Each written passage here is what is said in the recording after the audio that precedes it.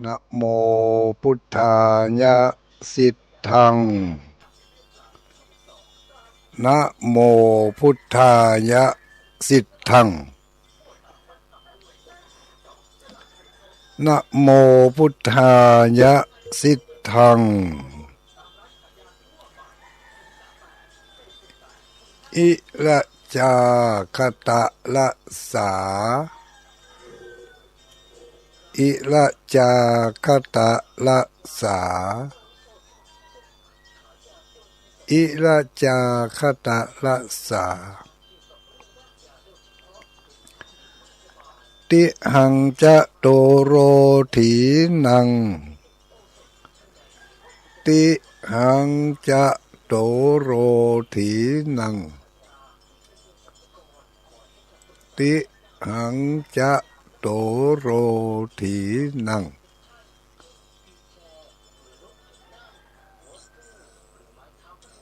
ขอความนอบน้อมแด่องค์สมเด็จพระสัมมาสัมพุทธเจ้า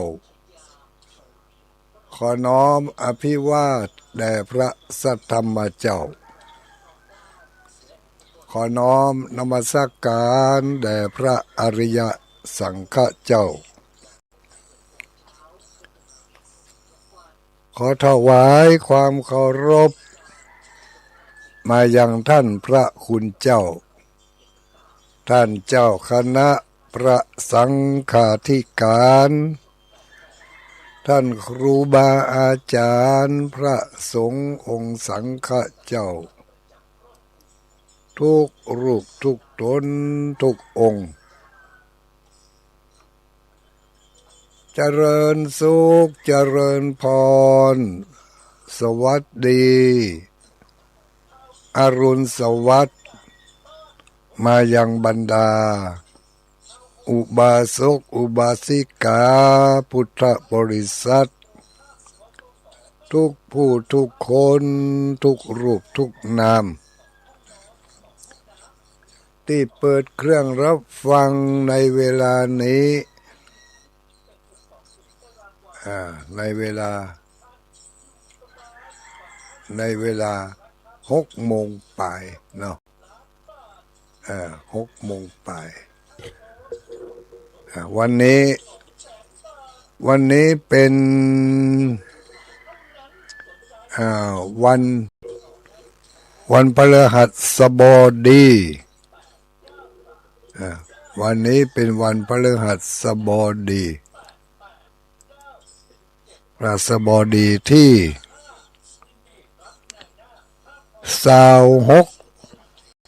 วันที่26เดือนมีนาคมพุทธศักราช2569วันนี้ เป็นวันพระวันศีลศรัทธาญาติโยมวันพระวันศีลบางผู้บางคนก็เก็บเนื้อเก็บตัวจะไปวัดบางคนก็พอไปถึงวัดปุณกะเนาะที่เพิ่นลูกเจ้าไปเจ้าแต่ก็มีหลายผู้หลายคนเก็บเนื้อเก็บตัวเปิดวิทยุไว้ตัวเก็บครอบเก็บครัวพร้อมที่จะออกเดินทางไปสู่จุดหมายปลายทางก็คือวัดเพื่อจะได้ไปทำบุญตามจารีตประเพณีที่ได้ทำกันมาทุกปีทุกครั้งทุกคราววันนี้วันสำคัญมีกิจกรรมงานประเพณีส่งน้ำพระธาตุโดยก็คงจะมีหลายที่นะส่งน้ำพระธาตุแต่ก็ที่หู้กันก็คือ ที่วัดห้างต่ำวัดห้างต่ วัดท่านเจ้าคณะอำเภอวัดตุลุงวัดห้างต่ำที่เป็นจัดรายการเมื่อคืนวันพฤหัสเมื่อคืนบึดเป็นก็จะจัดรายการอยู่ก้าเนาะถ้าบ่ติดภาระอย่างอื่นวันนี้ส่งน้ำพระธาตุการส่งน้ำพระธาตุเป็นการรำลึกนึกถึงพระสัมมาสัมพุทธเจ้า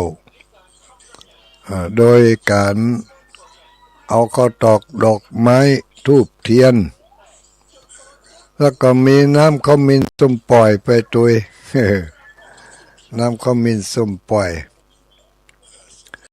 น้ำเป็นสื่อแทนใจ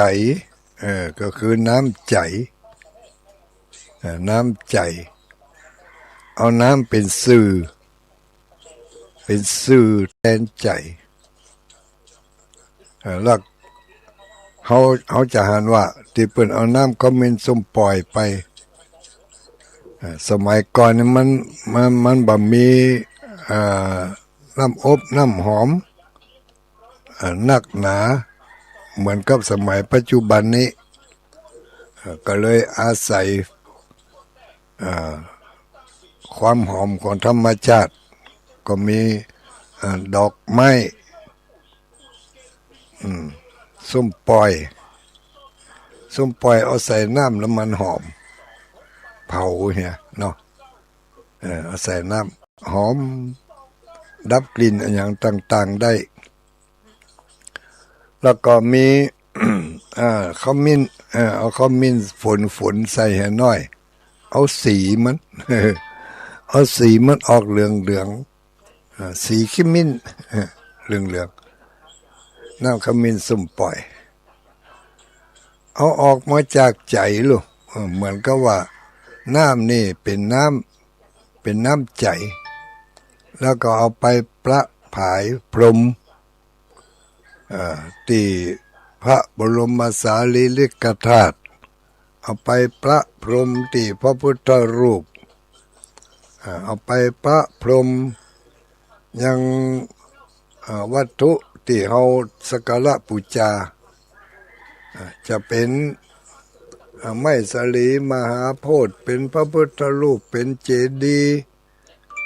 หรือว่าเป็น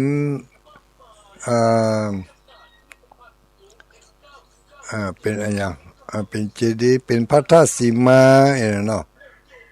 เป็นไม้สลีพระธาตุสีมาเป็นกุฏิคือสถานที่ภายในวัดนั่นแหละนะภายในวัดบางที่ก็มีภายนอกวัดก็มี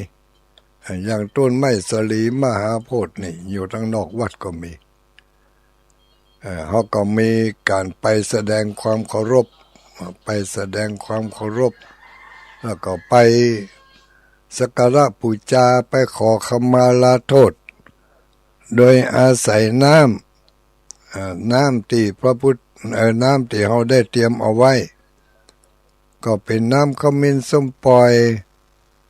เพื่อจะไปสละสลงเอาออกมาแทนน้ำจิตน้ำใจของเราน้ำจิตน้ำใจเป็นการน้อมรำลึกนึกถึงพระสัมมาสัมพุทธเจ้าที่เปิ้นประดิษฐานเปิ้นนั่งอยู่นอนอยู่หรือว่าเปิ้นเดินอยู่เนี่ยยืนอยู่เขาก็นึกเอาว่าตอนนี้เขาเอาน้ำขมิ้นส้มปล่อยออกเป็นน้ำที่ออกมาจากจิตจากใจของเขาขอสักการะบูชาขอขมาลาโทษที่ได้ล่วงเกินโดยกายกรรมวจีกรรมมโนกรรมต่อหน้าก็ดีรับหลังก็ดีด้วยเจตนาและบ่เจตนาในอดีตตั้งแต่เมินมาจนถึงปัจจุบันนี้ที่ได้สำนึกกึดหู้ว่าอาจจะมีการได้ล่วงล้ำก้ำเกินซึ่งพระรัตนตรัยพระแก้วเจ้าสามประการหรือว่าพระสัมมาสัมพุทธเจ้าจะเป็นพระ พุทธรูปก็ดีหรือว่าเป็นสิ่งที่แทนพระพุทธรูปก็ดีเขาเอาน้ำความเป็นสมปล่อยไปสละสลงเป็นการชำระล้างเอาน้ำความเป็นสมปล่อยแทนน้ำจิตน้ำใจไปสละสลงนี่ก็เป็นการชำระล้างมลมลทินต่างๆที่เกิดจากความประมาทของเฮาโดยการสลังพังเผลอได้ขึ้นที่ต่ำได้ย่ำที่สูงได้กล่าวกรรมตำหนิติเตียนโดยพลุสวาจาก็ดีหรือได้มีจิตใจได้ปรามาสดูหมิ่นดูแคลนหรือว่าได้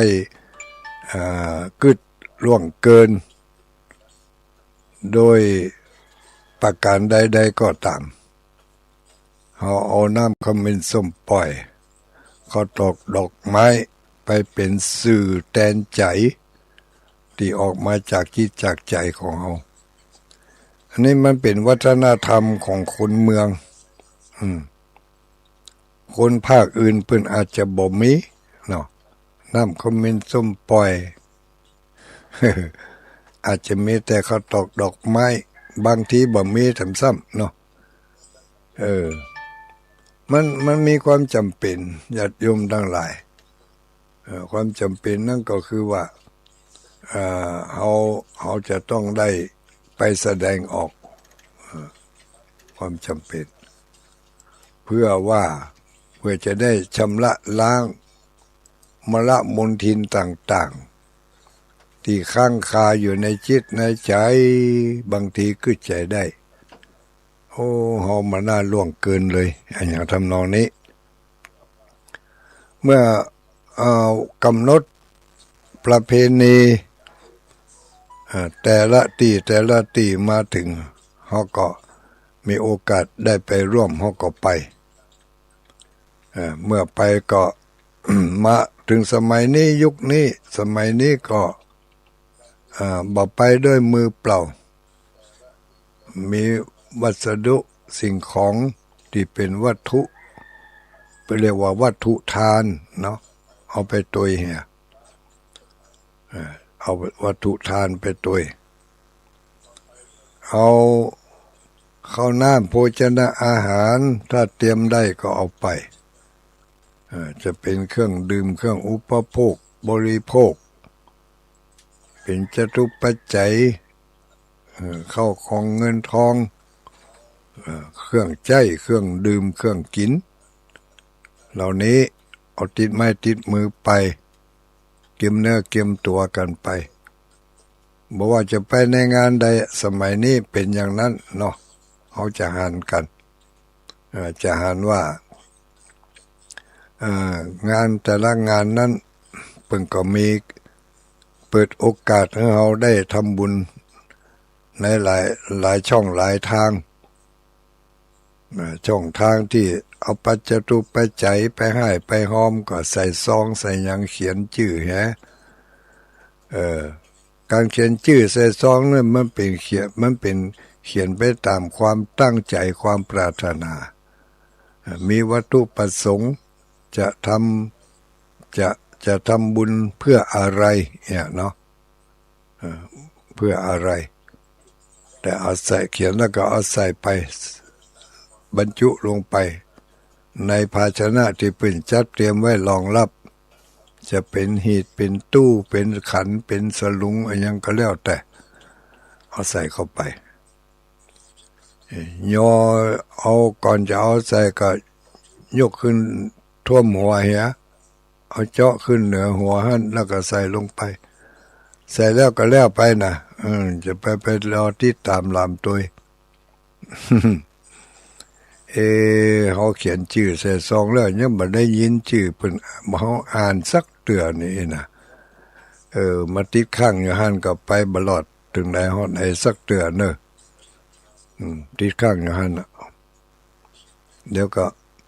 นิ่มดีก็จะไปกินจะไปเป็นจักกิมตกโตอยู่ตะหมู่ฝาหมู่วิหารหมู่กุฏิหมู่น่ะเนอะ จักจักจักจักจักจักนะตกโตอ่านแล่นะอ่านแล่เดี๋ยวก็ถ้าฟังเปิดจะอ่านชื่อมาได้ถ้าฟังก็มันเป็นอย่างแต่ว่าบางทีไปกึดนักกว่านั้นมันล่างบัถึงเหก้าไปที่ไหนเหก้าเขาเอาไปเหก้า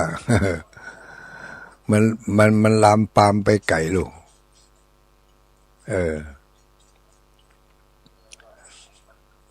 ถ้า ถ้ามันกึดไปในแง่อกุศลมันก็ต้องไปอกุศลก็จักปาไปมันลามปามกึดเป็นอย่างอื่นนักเข้าบ่เป็นไปอย่างที่เฮาเจตนาเดิมสักกรรมด้วยเจตนาตั้งใจจะให้จะหอมจะร่วมสมทบทุกมาลุ้นมาก็ด้วยความอยากความอยากความหันแก่ตัวความกึดไปในฝ่ายที่บดีเข้ามาแทรกแซงในเจตนาขั้นต้นของเราก็เลยทำให้เจตนาขั้นที่สองเสียไปเจตนาขั้นที่สองเสียไปเจตนาขั้นที่สามรู้ ก็เลยมีแต่เจตนาขั้นต้นเจตนาบครบ3ประการตั้งใจเอาใส่ซองลูกบ้านไปนี่เจตนาขั้นต้นตั้งใจเอาข้าวน้ำโภชนะอาหารใส่ปิ่นโตใส่ภาชนะไปเจตนาขั้นต้น เมื่อไปถึงแล้วไปหู้ไปหันไปจิตใจจดจ่อกึดแต่ว่าใจเขาต้องการอย่างใดอยากจะให้เป็นอย่างนั้นก็บางทีมันบ่มีจังหวะบ่มีโอกาสที่จะได้ทำอย่างที่ใจเขากึดเตือเขาก็กึดไปเลยละทีนี้กึดแซงไปในทางที่เป็นฝ่ายบดีเนาะมันก็จะทำให้เจตนาของเขาเสียไปต้องประคับประคองให้มันดีประคับประคองเจตนาให้มันดีแล้วให้มันครบถึง3ประการตั้งต้นกึดอย่างใดในท่ามกลางในระหว่างที่ทำที่เนี่ยที่ให้ที่หอมที่เปิดบริการก็ให้มีความตั้งอกตั้งใจเป็นไปเพื่อประโยชน์เป็นไปเพื่อความสุขแก่ผู้ที่มารับหรือเป็นไปเพื่อประโยชน์เป็นไปเพื่อความสุขเป็นไปเพื่อตามเจตนาเขาก็ตั้งใจตั้งความคิดให้มันบริสุทธิ์ให้มันแน่วแน่เจตนาลงไปอย่างอันแล้วเนี่ยจะไปให้ส่วนอื่นมาจะไปให้กำกึดส่วนที่เป็นฝ่ายต่ำฝ่ายที่มันเกิดความย้อนแย่งกันขึ้นมาในใจมันจะทำให้ความบริบูรณ์ในการให้ทานของเรามันจะหายไปอันนี้เป็นสิ่งสำคัญพอแม่หมู่เฮาทั้งหลาย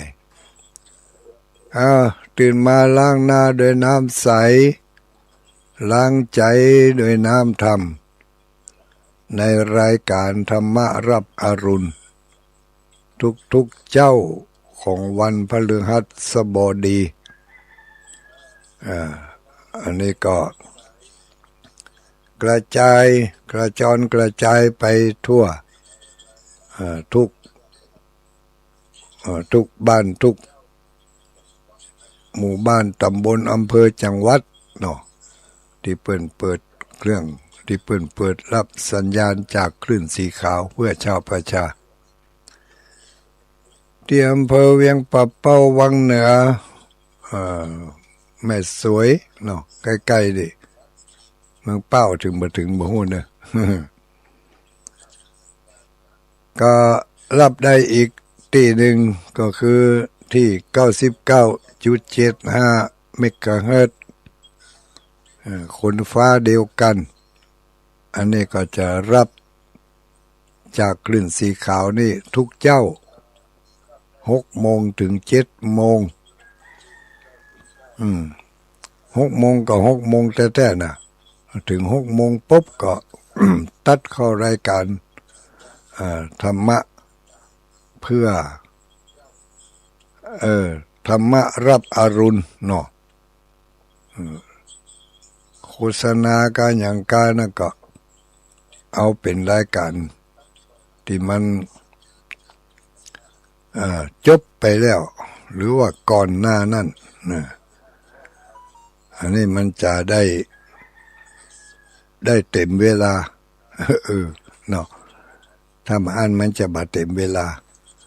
เวลาคนเปิดฟังเนี่ยโอ้ยังบ่เท่าบ่เดียวยังบ่เท่าบ่เดียวเนาะ ขออนุโมทนาขอบคุณขอบใจกับสถานีทุกที่ทุกแห่งทุกสถานีเจ้าของรายการเจ้าของเวลาเพิ่นก็ได้ถวายเวลาอันมีค่ามีประโยชน์นี้ให้แก่ ทางพระพุทธศาสนาได้นำเสนอเผยแผ่สาระ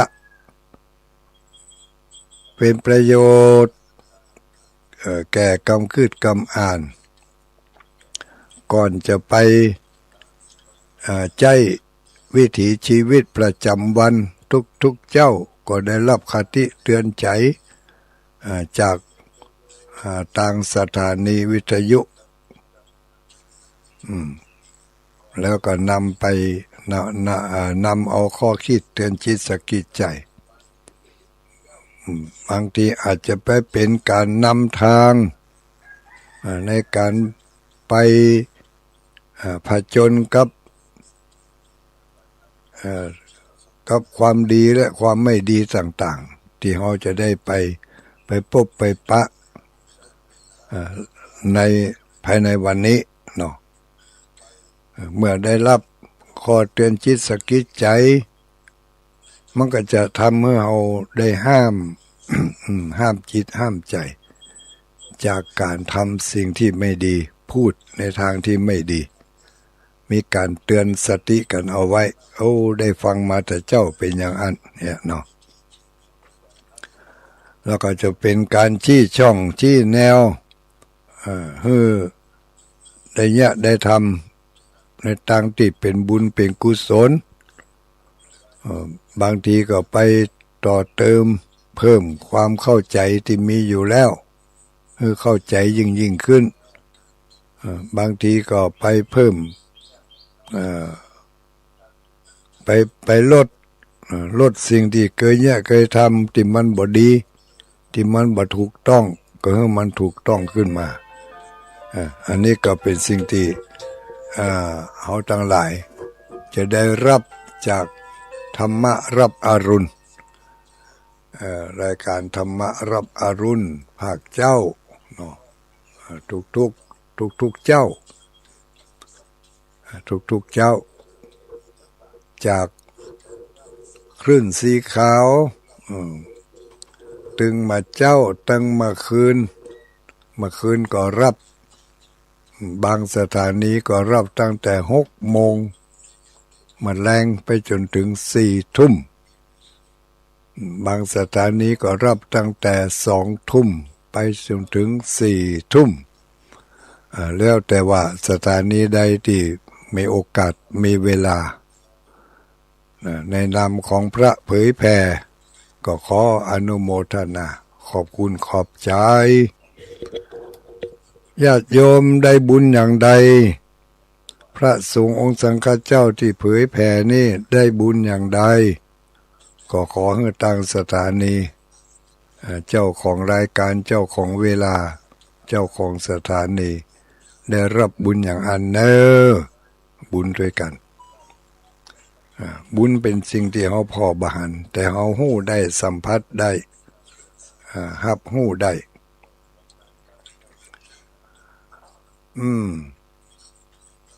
บุญคือความดีอะเนาะความดีความดีเมื่อความดีให้ผลเขาหู้ซึกได้ดูบาปก็คือความบ่ดีความบ่ดีเมื่อมันให้ผลเขาก็หู้ได้บ่ว่าจะเป็นทางรูปธรรมนามธรรม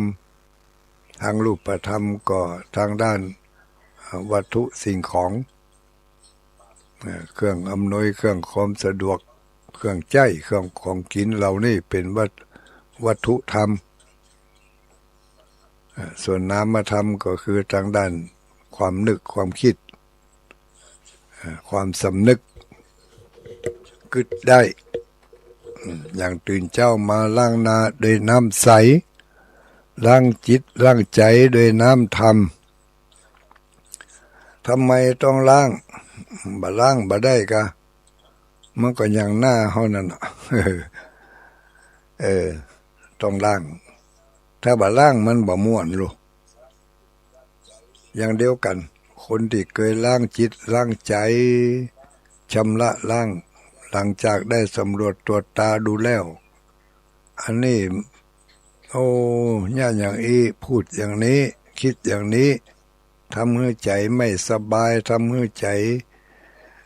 เป็นปิ้วเป็นแมงทำให้ใจขุ่นใจมัวต่อไปก็ล้างมันออกแฮะไม่ได้ไปคิดอย่างนั้นก็เรียกว่าล้างใจเนาะล้างใจโดยเอาน้ำพระธรรมนี่แหละน้ำพระธรรมก็ส่วนใดข้อใดก็ทุกข้อนั่นแหละนะ84,000พระธรรมขันธ์แต่ละข้อแต่ละหมวดก็เอาไปล้างแต่ละอย่างเมตตาความฮักความเอ็นดูอย่างเนี้ยความคิดเอื้อเฟื้อเผื่อแผ่อันนี้ก็เอาไปล้างความตนีความขี้จิความหันแก่ตัวหันแก่ได้เอาไปล้างมันออกเอาความฮักความเอ็นดูความคิดจะช่วยเหลือผู้อื่นเอามาใส่แทนความหันแก่ตัวหันแก่ได้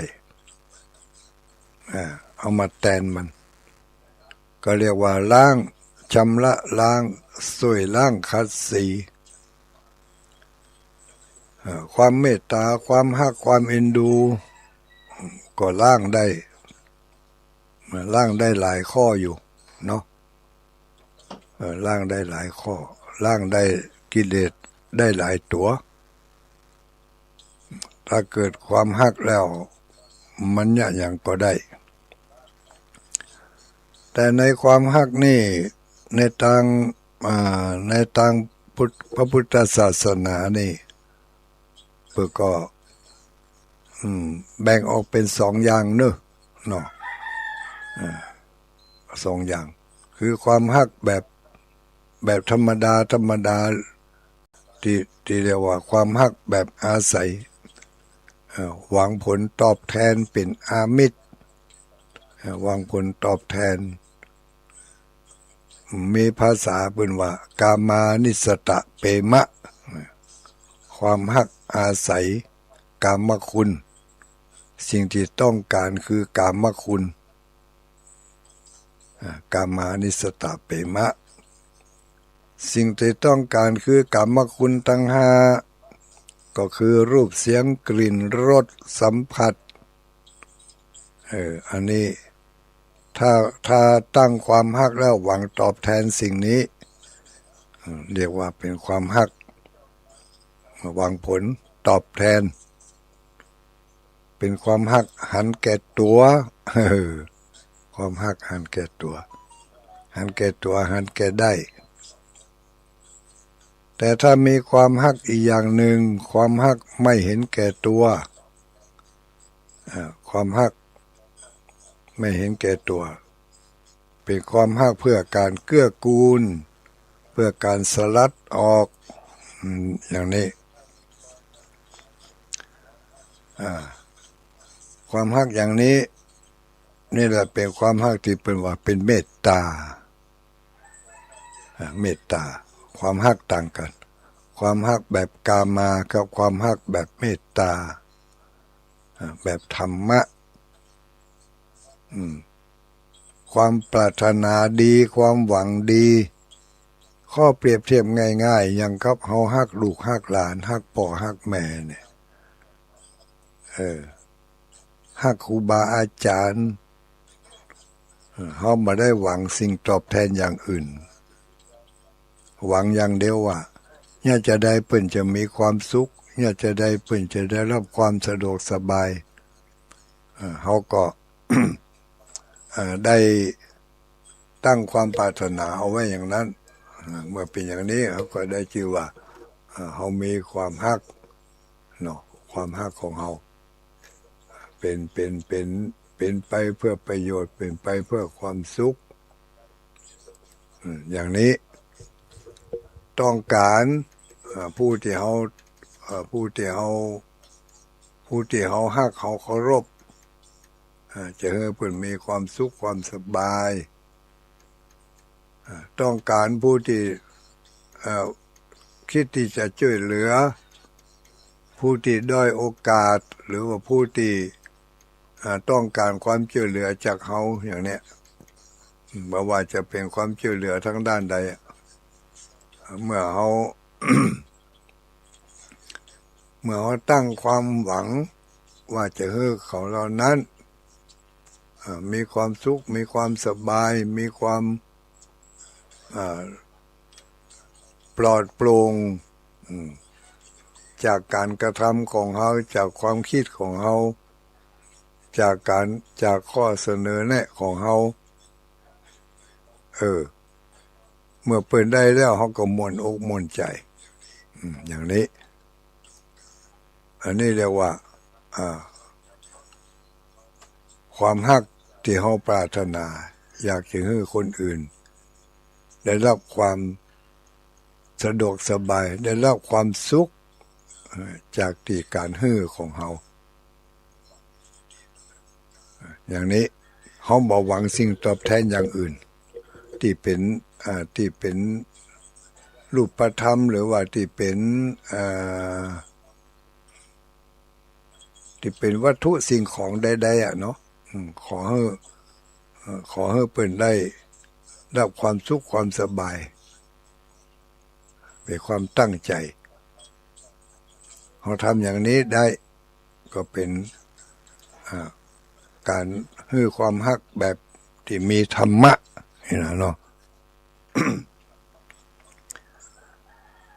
นี่ก็ต้องอาศัยการชำระล้างมละมลทินต่างๆความขุ่นข้องหมองใจความมัวความเป็นอันตราย เป็นอันตรายที่จะเกิดจากการกระทำของเฮากรรมอู้ของเฮานี่นะเนาะเมื่อเฮาคิดแล้วว่ามันจะเป็นอันตรายมันจะเป็นสิ่งที่บ่ดีกับผู้ที่เฮาต้องการจะให้ที่เฮาตั้งความปรารถนาเอาไว้ก็จะเป็นสิ่งที่ทำให้เกิดประโยชน์เกิดคุณค่าได้มากมาย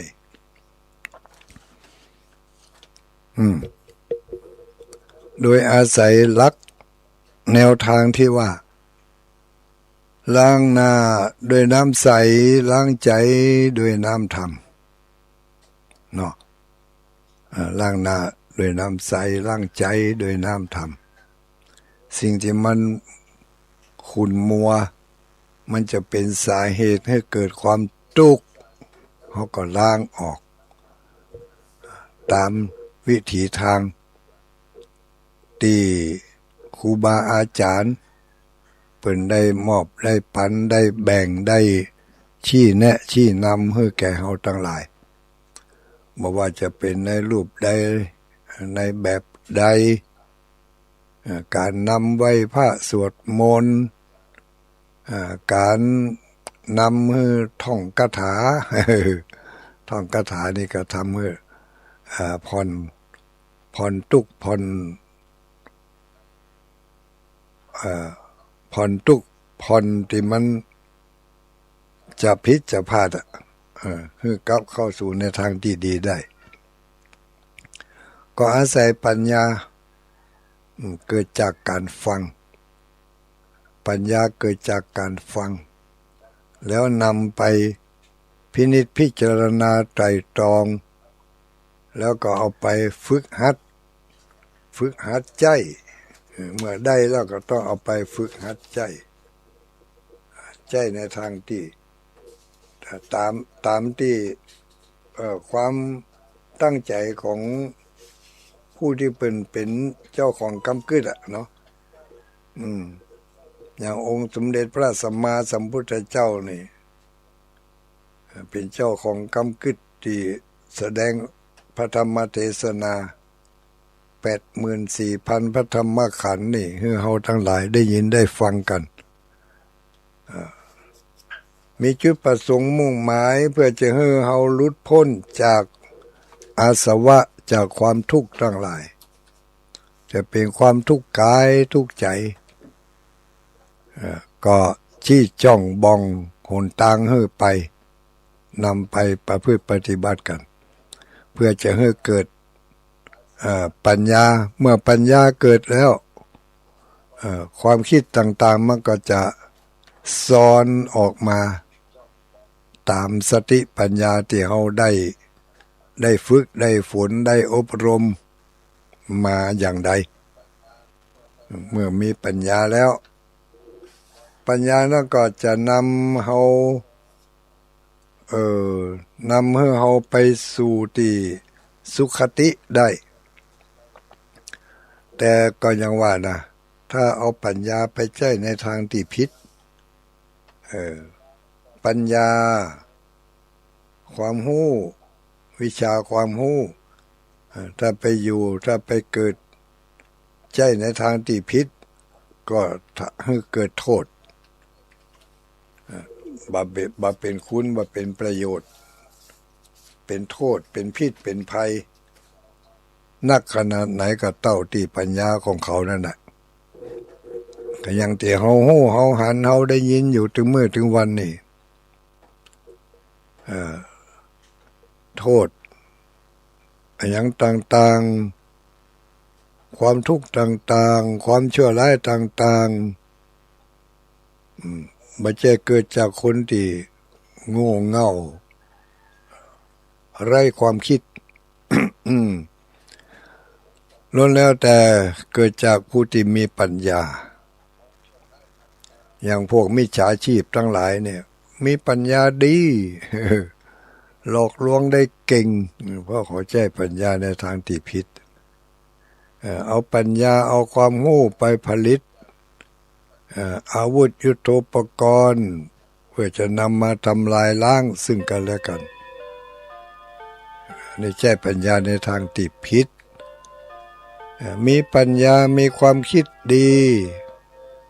เอาไปแจ้งเปิ้นด่าเปิ้นเอาไปคิดวางแผนในทางที่จะทำลายเปิ้นอย่างนี้ใช้ปัญญาในทางที่ผิดเมื่อใช้ปัญญาในทางที่ผิดแล้วบางทีปัญญาของตัวเองนั่นแหละก็มาฆ่าตัวเองให้เลยก็มีมันมีผลสะท้อนย้อนมาหาตัวเก่าก็มาฆ่าตัวเก่าตายเฮียเพราะปัญญาเพราะเอาปัญญาไปใช้ในทางที่ผิดก็มีอยู่หลายอย่างใน ในธรรมเทศนาเปิ้นก็ได้ ยกตัวอย่างให้เฮาได้ฮู้ได้หันเนาะเมื่อก่อนเคยได้ยินมาเปิ้นว่าในอดีตการเมินไปแล้วนั้นพระเจ้าอาชาติศัตรูได้บังเกิดเป็นผู้ชายหนุ่มคนหนึ่งพระเจ้าอาชาติศัตรูนะได้บังเกิดเป็นผู้ชายหนุ่มคนหนึ่งมีชื่อว่าสัญชีวมานพสัญชีวมานพนี่เป็นหนึ่งในลูกศิษย์ของอาจารย์ที่สาปาโมกอยู่ในเมืองปาราณสี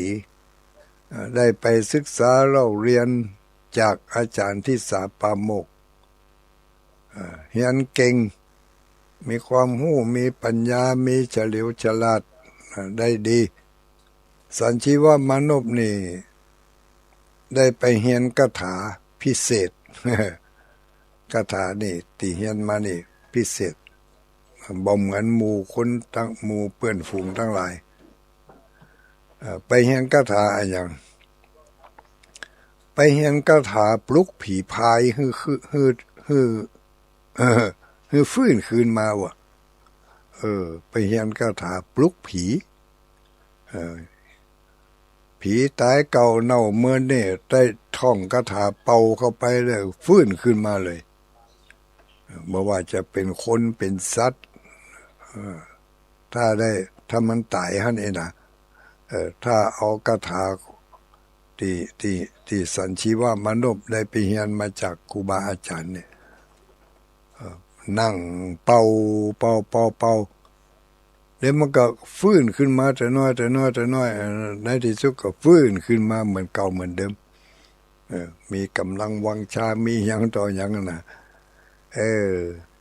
อยู่มาวันหนึ่งสัญชีวมานพได้จวนเอาเพื่อนฝูงมิตรสหายที่เป็นเพื่อนร่วมรุ่นร่วมสำนักเดียวกันนั่นน่ะเข้าไปในป่า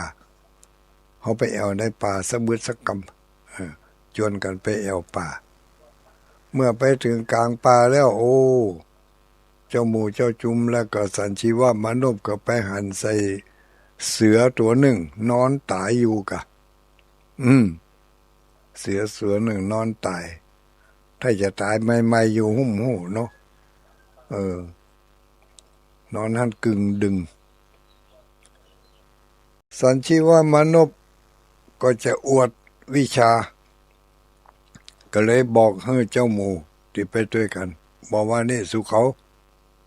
เสือตัวนี้มันตายแล้วนะพอ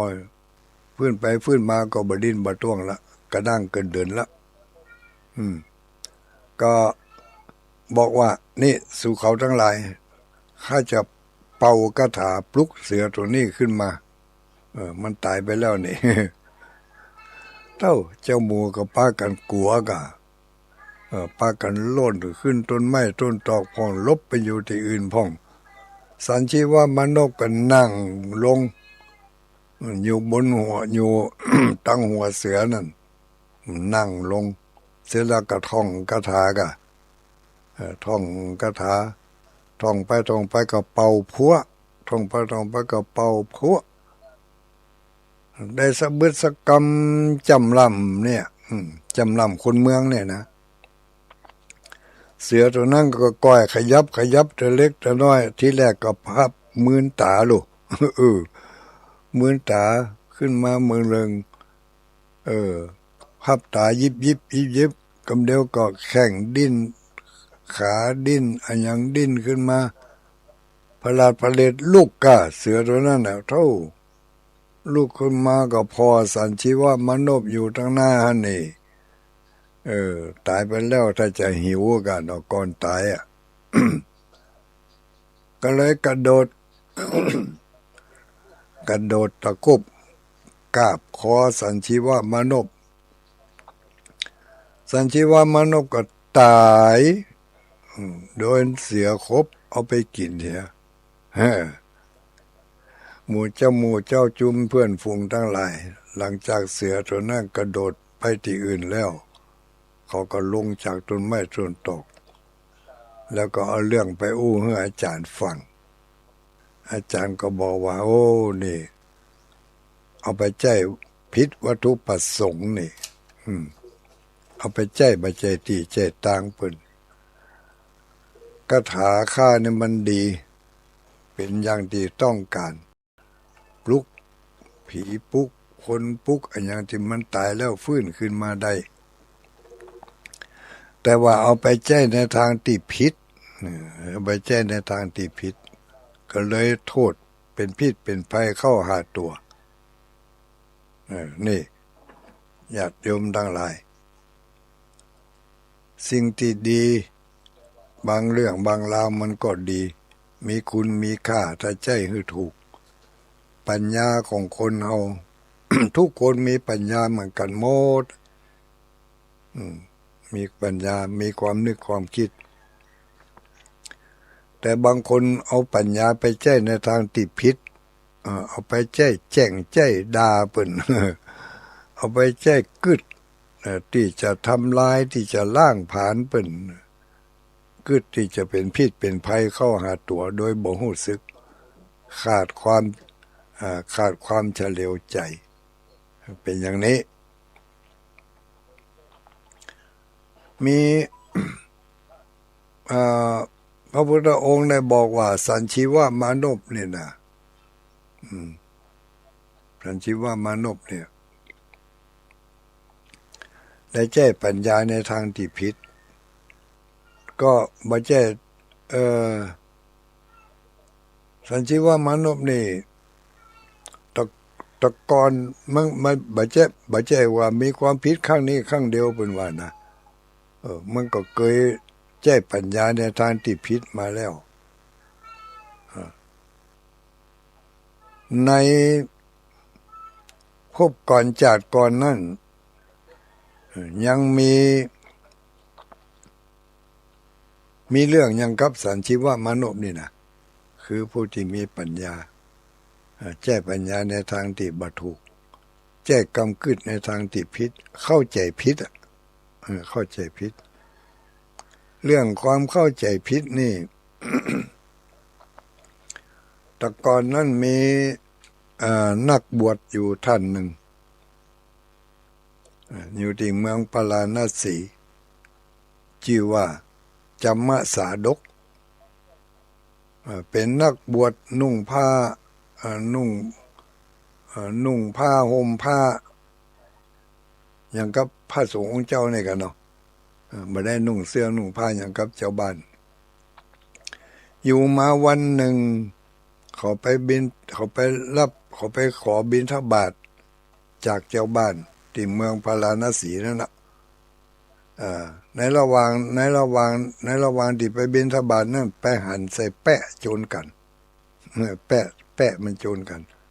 แปะนี่ถ้ามันโจรกันนี่มันจะถอยหลังลูกเนาะถอยหลังได้ตีแล้วบอกมันก็กระโดดเขาโจรกันตุ้มม้อยเอาหัวเขาโจรกันปริพาชกหรือว่านักบวชท่านนี่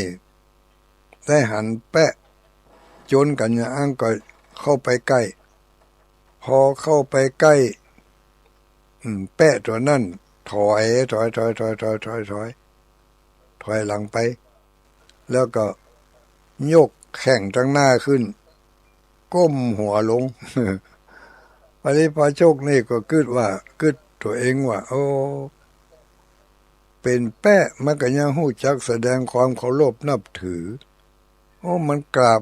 มันจะไหว้เฮารู้นี่มันจะขอโทษเฮารู้นี่นะ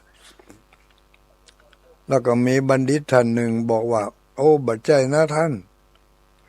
แปะตัวนั้นมันบัดใจเคารพท่านนะมันจะยากให้ท่านนั้นหนีเข้าใจหนีไว้จะไปอยู่หั่นนักบวชท่านนั้นก็บอกว่าโอ้สุขพ่อกล้ามันยกแข้งขึ้นน่ะแล้วก็ก้มตัวลงนี่กระดิกหางมันจะแสดงความเคารพเฮาลูกที่ไหนได้สักกรรมแปะตัวนั้นก็กระโดดเข้ามา เอาหัวเอาเขาจนกับ จนเข้าไปที่นักบวชผู้อวดดีนั่นน่ะผู้มองหันพิษก็เลยโดนแปะจนตายก็จบอะกันเนาะ แล้วก็เพิ่งก็บอกว่าแปะนั้นได้เข้ามาจนตายพระโพธิสัตว์ที่อยู่ใกล้ห้างก็จึงกล่าวว่าบุคคลใดไม่มีปัญญายกย่องบูชาซึ่งวัตถุที่บ่ควรยกย่องย่อมจะได้รับความทุกข์เพราะความเข้าใจผิดบางทีมีปัญญาแต่ว่าไปเข้าใจในเรื่องที่มองหันนั่นผิดไปจากความเป็นจริงก็แสดงว่าแจ้ปัญญาในทางที่บ่ถูกต้องเพราะฉะนั้นการทำบุญทำทานของเขาจงแจ้ปัญญาให้ถูกต้องแล้วเขาจะได้ผลของบุญนั่นเต็มเม็ดเต็มหน่วยวันนี้เป็นวันที่ประเพณีส่งน้ำพระธาตุที่วัดห้างต่ำปากันไปร่วมกัน อีกข่าวหนึ่งก็เอามาแจ้งกันทุกวันเพื่อว่าคนที่กำลังฟังจะได้ยินเนาะบางคนก็ไม่ได้ฟังบางคนก็ได้ฟังมาที่วัดสรีสุพรรณตำบลเวียงอำเภอเวียงป่าเป้าจังหวัดเชียงรายนี่ได้เปิดรับผู้ที่มีความสมัครใจใครอุทิศตนอุทิศใจบวชในพระพุทธศาสนาจะเป็นระยะเวลาบวชเมือนก็ได้บวชระยะเวลาสั้น2 วัน3 วัน4 วัน5 วันก็ได้คือการเปิดรับบวชภาคฤดูร้อนในเทศกาลสงกรานต์ปีใหม่เมืองอันนี้ก็ที่วัดศรีสุพรรณเนอะเพิ่นจะรับบวชภาคฤดูร้อนโดยบ่ต้องใจงบประมาณบ่มีค่าใช้จ่ายใดๆมีแต่ตัวกับหัวใจเข้าไปบวชในพระพุทธศาสนาช่วยกันจันลงรักษาไว้ซึ่งพุทธศาสนากำหนดวันบวชภาคฤดูร้อนนั่นจะบวชในวันที่5 เดือนเมษายนเนอะอาจจะเป็นบวชเน้นก็ได้บวชตุเจ้าก็ดีอันนี้ก็ขอเชิญแสดงความประสงค์จำนงกันเข้ามาได้เนอะแจ้งความประสงค์ไปที่วัดศรีสุพรรณในวันที่5เป็นจะบวชก็ต้องไปสมัครก่อนนั่นนะสมัครบ่ต้องมีค่าใช้จ่ายใดๆค่าบาทค่าผ้าค่าจีวรค่าอาหารการกินค่าสภาค่าที่จะได้ใช้ในเวลาที่บวชนั้นอันนี้ก็ทางวัดสรีสุพรรณเปิดรับบริจาคจากผู้ที่เปิ่นมีกำลังอยากจะบวชแต่บ่ได้บวชก็จะขอสนับสนุนด้วยจตุปัจจัยอันนี้ก็ขอเชิญเนอะใครจะเป็นเจ้าภาพก็ได้หรือว่าใครจะอุทิศตนอุทิศตัวเข้าไปบวชก็ดีก็ขออนุโมทนาติดต่อสอบถามได้ที่เบอร์โทร087 184 8293ติดต่อสอบถามจะไม่เป็นเจ้าภาพอันยังเจ้าภาพผ้าไตรกาเจ้าภาพสังฆทานกาเจ้าภาพอาหารการกินกาก็ติดต่อได้เนอะ087184 8293อันนี้ที่วัดสรีสุพรรณ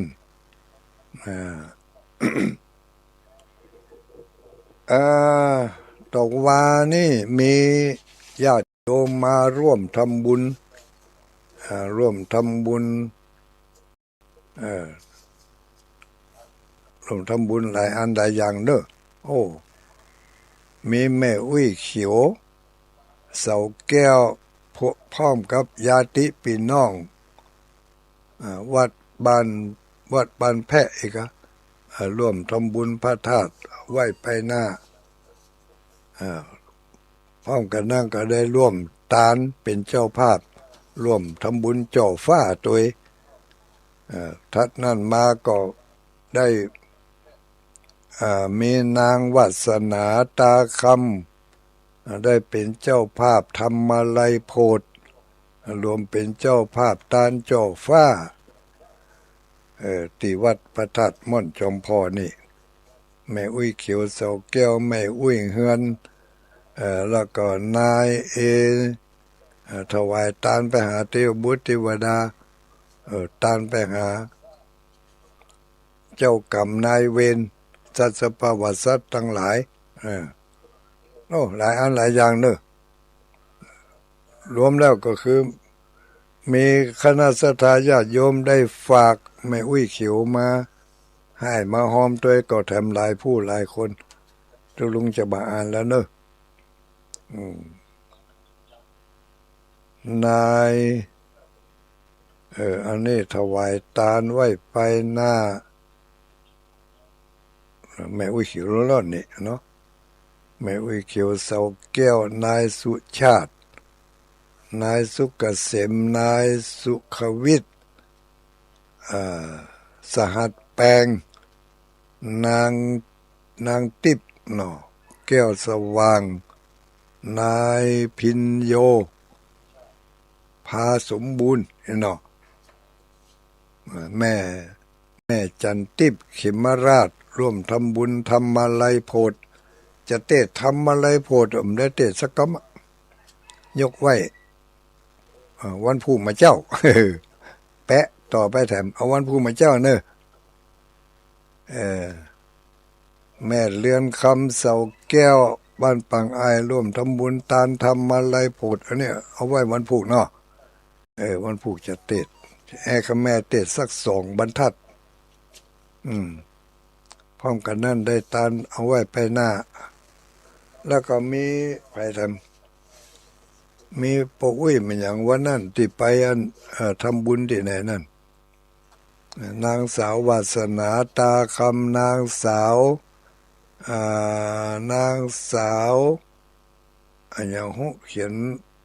คนเขียนจัดงามคนอ่านบะจังขออนุโมทนาเนอะเวลาหมดแล้ว